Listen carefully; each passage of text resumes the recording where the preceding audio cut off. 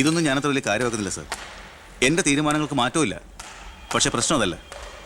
പെണ്ണിൻ്റെ സ്നേഹബന്ധത്തിന് സ്ട്രോങ് ആയി സപ്പോർട്ട് ചെയ്യുന്ന ഒരാൾ കുടുംബത്തിൽ തന്നെ ഉള്ളപ്പോൾ അവനെ വീട്ടിൽ നിന്ന് അടിച്ച് പുറത്താക്കി പടിയടച്ച് പിണ്ണം വെച്ചാൽ പത്രക്കാർ വേറെ കഥകൾ ഉണ്ടാക്കും.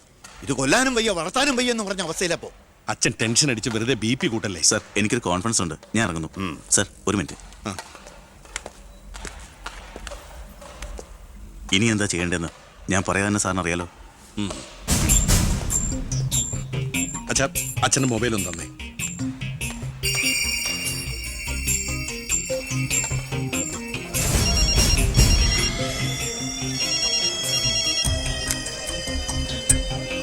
ഹലോ.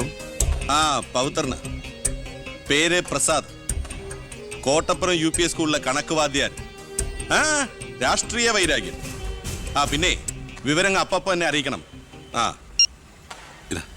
നീ ഇപ്പൊ എന്ത് ചെയ്യാൻ പോവാ? അച്ഛൻ ആരുടെ മുമ്പിലും തല കുനിക്കുന്നത് കാണാൻ എനിക്ക് വയ്യ. നമ്മുടെ മീനുവിന്റെ കല്യാണം മാന്യമായി നടത്തണ്ടേ അച്ഛാ?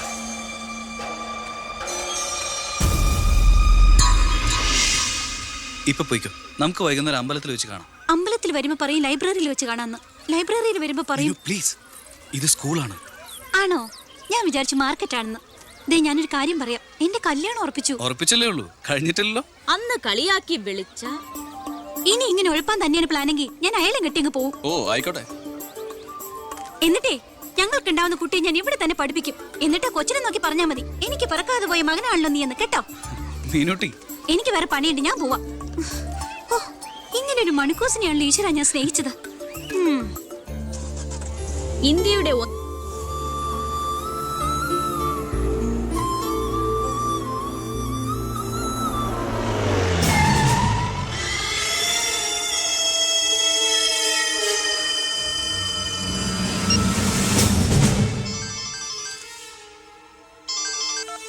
ഹലോ. ഉണ്ട്, കൊടുക്കാം. പവിത്ര, എന്തോ? നിനക്കാ. ഹലോ, പവിത്ര സാറല്ലേ? ഞങ്ങൾ സ്കൂളിലെത്തി. ഇനി ഈ നമ്പറിലേക്ക് വിളിക്കണ്ട. ശരി ശരി, ഓക്കെ. +9 = 25. ഇനി എല്ലാവരും എഴുതിയെടുത്തോളൂ.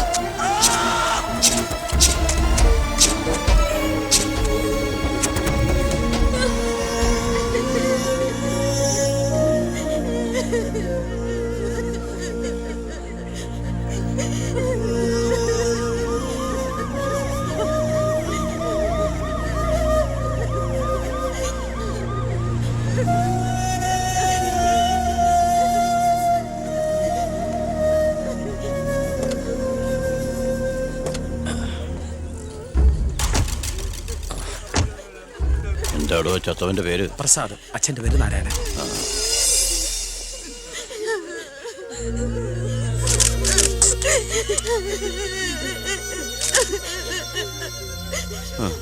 പ്രസാദിന്റെ അച്ഛൻ നാരായണേട്ടാ.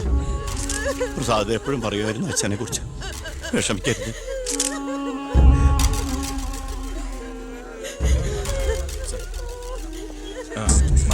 എക്സ്ക്യൂസ് മീ സാർ, പ്രസാദിന്റെ കൊലപാതകത്തെ കുറിച്ച് എന്തെങ്കിലും?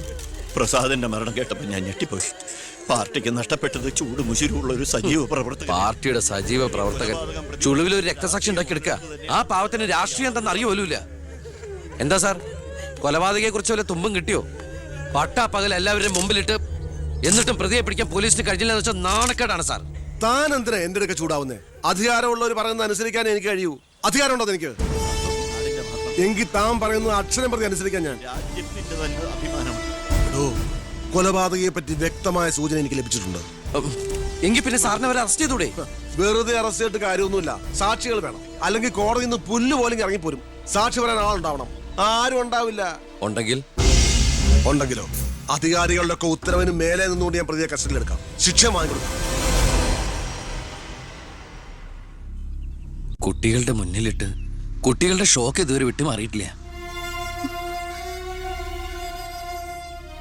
പ്രസാദിന്റെ അച്ഛനും അമ്മയും പെങ്ങളും ഒക്കെ അവരുടെ കണ്ണീര് നമുക്ക് കണ്ടില്ലെന്ന് നടിക്കാൻ പറ്റുമോ? വേണ്ട കുഞ്ഞെ, അവരൊക്കെ വലിയ വലിയ ആളുകളാ. എനിക്ക് ഇവളല്ലാതെ വേറെ ആരുമില്ല.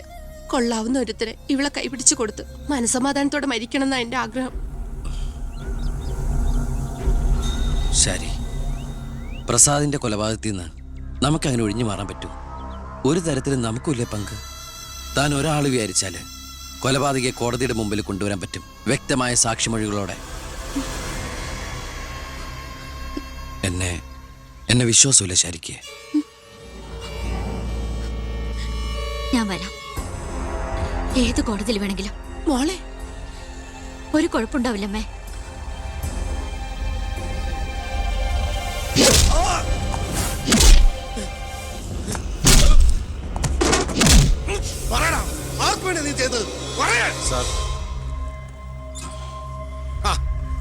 ഇവനാണ് മുഖ്യപ്രതി, വെട്ടൂർ ശിവൻ.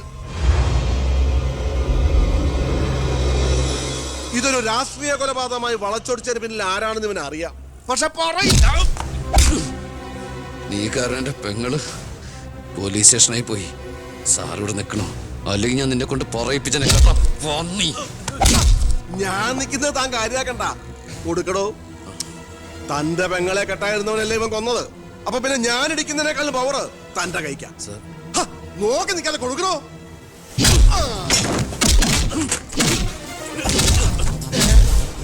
തിരിച്ചടിക്കാൻ എന്റെ അച്ചു വീടോ? ഇടിച്ചു തന്നെയോ? ഇടിക്കടോ.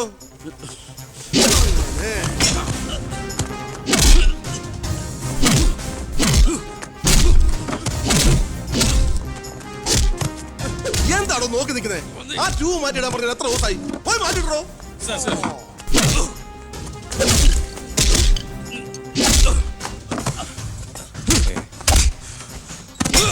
എന്താ സാർ? ഒന്നുമില്ലടോ, പോലീസ് സ്റ്റേഷനിൽ കൊണ്ടുവന്ന് പ്രതി ഓടി രക്ഷപ്പെടാൻ ശ്രമിച്ചു. പിടികൂടിയപ്പോ പറ്റിയ മുറിവുകളാണ് ദേഹത്തെന്ന് FIR എഴുതി ചേർത്ത്. സാർ,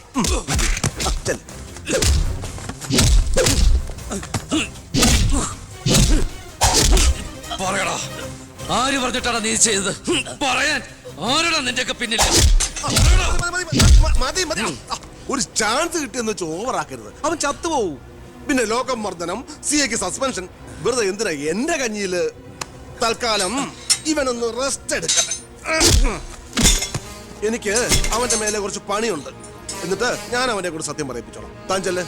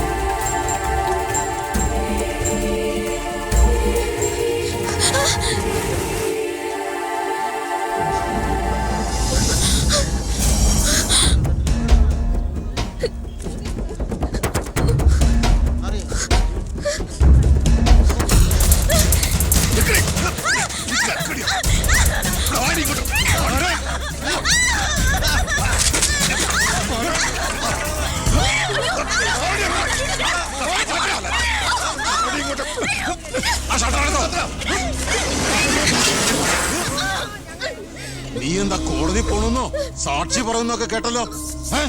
ശരിയാണോടി? നീ കണ്ടതല്ലേ കൺമുമ്പിൽ ഒരു പാവത്തിനെ കൊത്തി നുറുക്കിയത്? നിനക്ക് ജീവിക്കണമെന്ന് ആഗ്രഹമില്ലേ? നിന്നെ പോലെ ഉള്ളവരാടി ഞങ്ങളെയൊക്കെ വീണ്ടും വീണ്ടും വഴിതെറ്റിക്കുന്ന. പേടിച്ചു പോയോ? ഞാൻ അങ്ങനെയാ, പെട്ടെന്ന് വയലന്റ് ആയി പോകും. മോള് കോടതി പോണം. ഒന്നും കണ്ടിട്ടില്ല, ആരാണെന്ന് അറിയില്ല.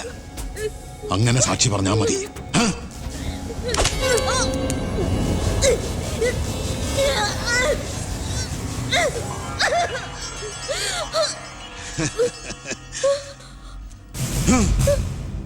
ഇനി ഇതിന്റെ പേരിൽ നമ്മൾ തമ്മിൽ കാണേണ്ടി വരരുത്.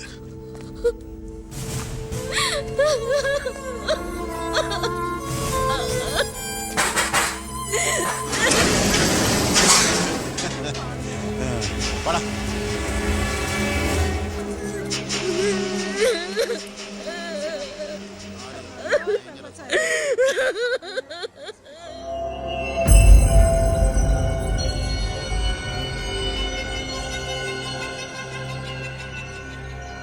രണ്ടുപേരോട് 1000 വട്ടം ഞാൻ പറഞ്ഞതല്ലേ, കല്യാണ പ്രായ പെണ്ണ. ഇനി ആരിവളെ എല്ലാം തൊലച്ചില്ലേ? അതിനിപ്പോ ഒന്നും സംഭവിച്ചില്ലല്ലോ. ആര് വിശ്വസിക്കും? ഇത്രയും പേരുടെ മുന്നിൽ വെച്ച് മറുപടി പറഞ്ഞു പറഞ്ഞു ഞാൻ മടുത്തു. എങ്ങനെ ആശ്വസിപ്പിക്കണ്ടെന്ന് എനിക്കറിയില്ല. ഈ സമയത്ത് പറയുന്നത് ശരിയാണോന്നും അറിയില്ല. ഒരു സഹതാപത്തിന്റെ പുറത്ത് ചോദിക്കുന്നതല്ല. എനിക്കിഷ്ടമാണ് അവളെ. ഞാൻ നോക്കിക്കോളാം, പൊന്നുപോലെ. രാഷ്ട്രീയ കുടുംബമല്ലേ, അവസരത്തിനൊത്ത് പലതും പറയും, നാളെ അത് മാറ്റിയും പറയും. തിരിച്ചറിവില്ലാത്ത പ്രായത്തിൽ നീ കൊടുത്ത കത്ത് മേടിച്ചു എന്ന് പറഞ്ഞ് ആട്ടി പുറത്താക്കിയതല്ലേ ഞങ്ങളെ. ഇപ്പതാ സാക്ഷി പറയാൻ കൊണ്ടുപോയി അവളുടെ ജീവിതവും നശിപ്പിച്ചു. ഇനി എന്ത് വിശ്വസിച്ച അവളെ നിന്റെ കൂടെ അയക്കേണ്ടത്? കൊല്ലൂല്ലെന്ന് എന്താ ഉറപ്പ്? മന്ത്രിയുടെ മോൻ എന്ന പദവിയല്ലാതെ ഇവളെ കൊണ്ടുപോയി പോറ്റാൻ നിനക്ക് വല്ല ജോലി ഉണ്ടോടാ?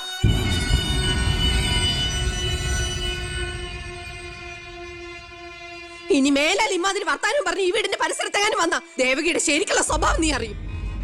അമ്മേ, നീ ഒന്നും ഉണ്ടായിരടി. ഇറങ്ങി പോകുന്നുണ്ടോ?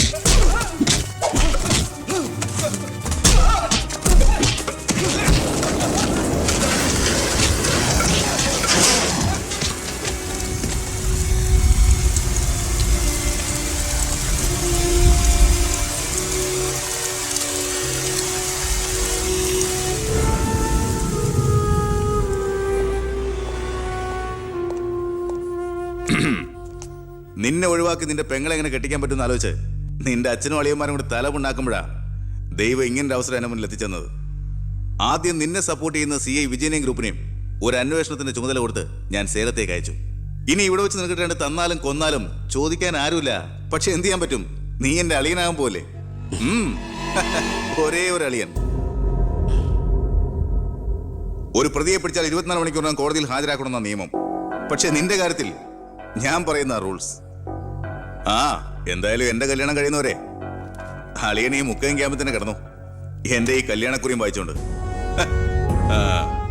എന്നാ പിന്നെ കല്യാണത്തിന് ശേഷം തറവാട്ടി നമുക്ക് കാണാം. വരട്ടടാ അളിയ.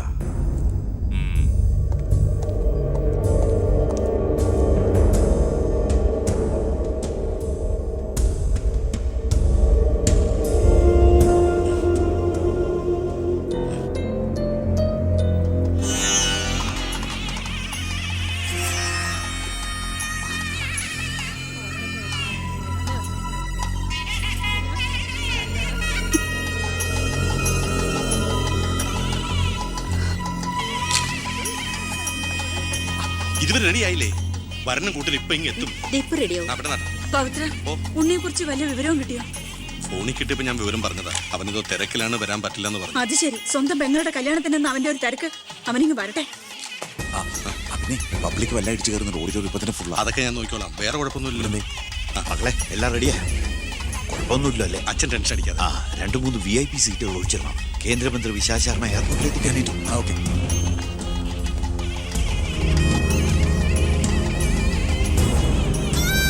മോളെ,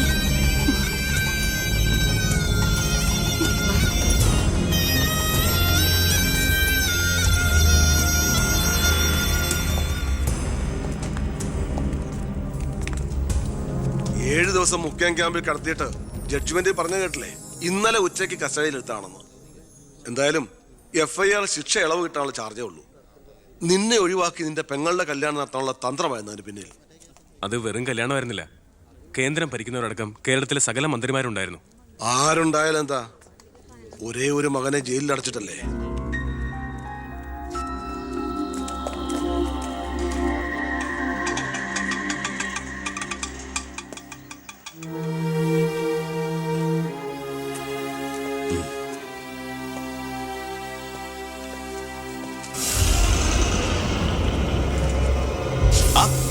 ഇതാര്? അളിയോ?